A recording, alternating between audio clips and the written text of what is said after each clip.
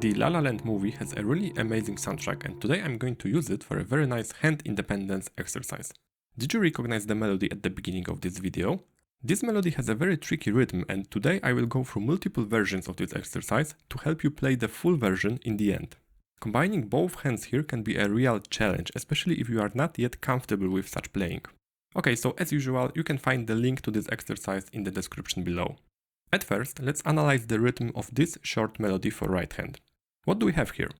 Time signature is 4-4, which means we have 4 quarter notes per each measure. The first measure sounds like this.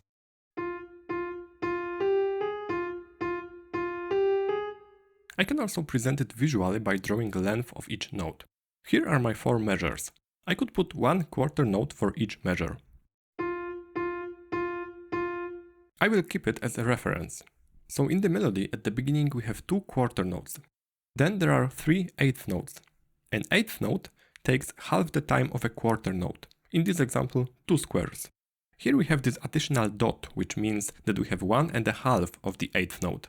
So in the end it will take 3 squares. Next note is also an eighth with a dot, and then the standard eighth note. You can start practicing by playing a single note with this rhythm.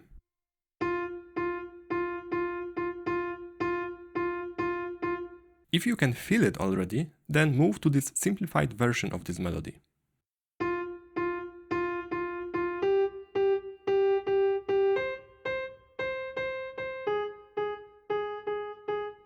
And now the final version of the melody.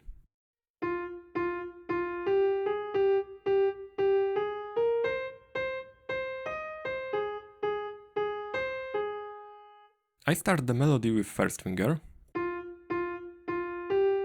Then in the second measure I also start with first finger. Then with fourth. And back to second.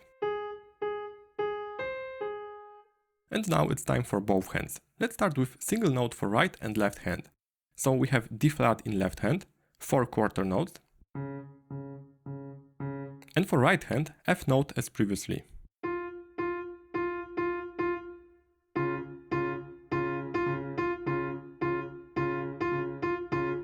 Give yourself some time to practice it. Start slow and try to focus independently on these 2 rhythms. If you have any troubles, spend a little more time on practicing separately right and left hand.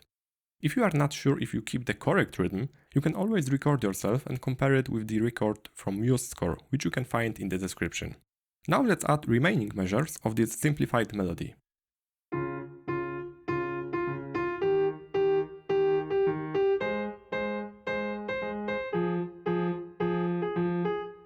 And now full melody for right hand.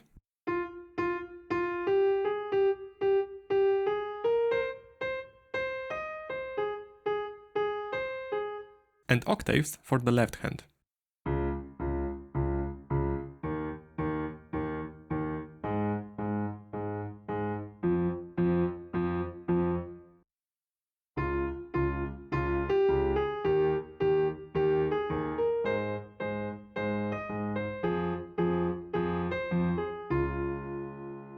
There are many ways to increase the difficulty here. I will focus on changing what left hand plays. The final version, which I played at the beginning of this video, uses eighth notes for the left hand. So let's start by switching to eighth notes in this single measure. The rhythm here is very interesting, so start slow and make sure you play it correctly.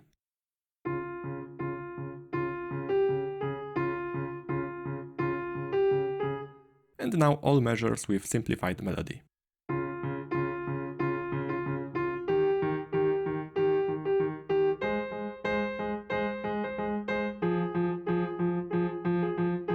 And the same with full melody.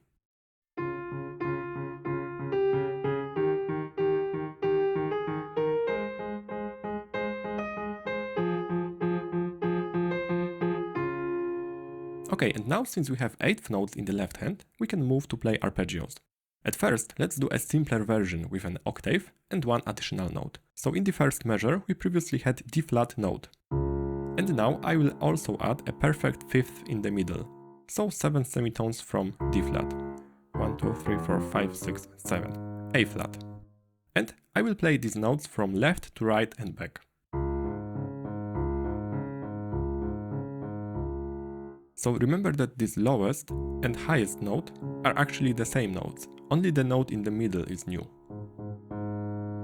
In the second measure we have E flat, and the perfect fifth will be B flat. In the third measure we have A flat, and the perfect fifth will be E flat. And in the last measure, F, and the perfect fifth is C.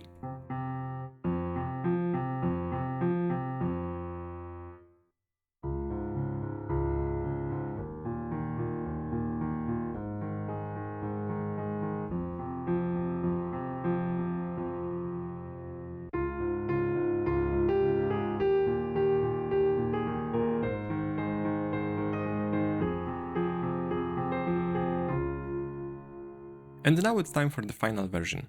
Let's make the left hand's arpeggio a little better. It will be based on notes from a bass chord. So in the first measure I use D flat major chord. So to build this arpeggio I need to find more notes from D flat major chord. So here I have D flat, F and A flat. Here I also have D flat, F and A flat. And I will also need the root in the end here. So left hand will use all these notes except for this F.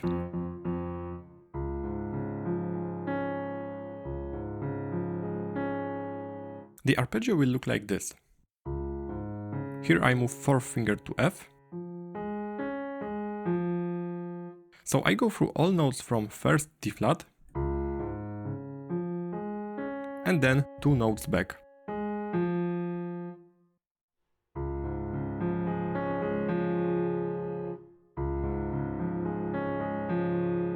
In the next measure it's the same but with E flat major chord. So E flat, G, B flat, here again E flat, G, B flat and repeated root. And I will play all these notes without this second note here.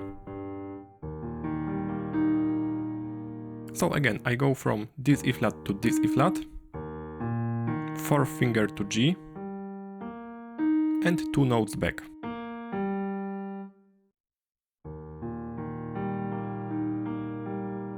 In the third measure we have A flat major chord. So A flat, C, E flat, A flat, C, E flat and repeated root without this second note here.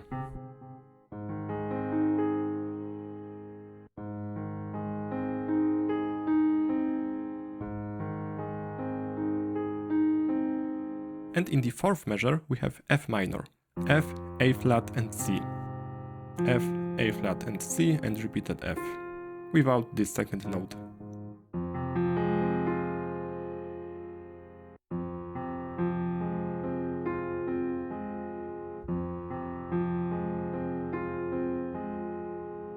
So the final version sounds like this.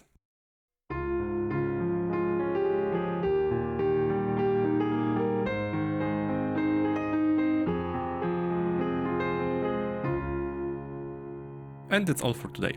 Remember that it takes time to really feel comfortable when playing completely different things with both hands. So keep practicing and don't lose your motivation. And again, don't forget to subscribe for more videos like this. See you next time.